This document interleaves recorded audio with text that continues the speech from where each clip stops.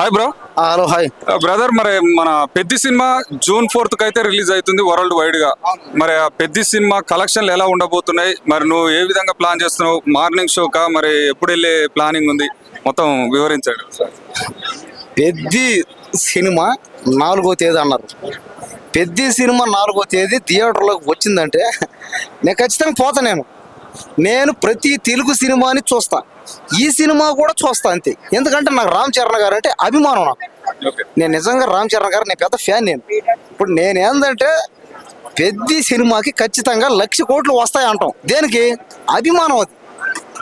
అది అభిమానం, అంతేగాని అభిమానం తప్ప అందులో దురుద్దేశం అంటూ, అంతేగాని ఇంకా ఏదో అంటే రకరకాలుగా అంటారు అన్నమాట. అరే కులురాయి, ఇతనికి పడదు, ఇతనికి అతనంటే కోపం, ఇతనికి మనసు నిండా కుళ్ళు ఉంది.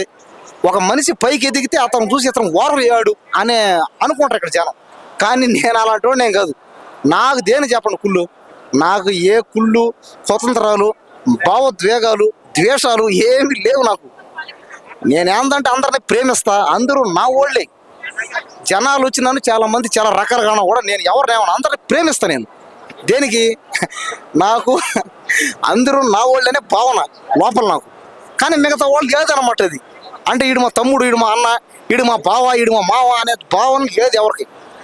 కానీ నేను మాత్రం అలాంటి వాడు కాదు.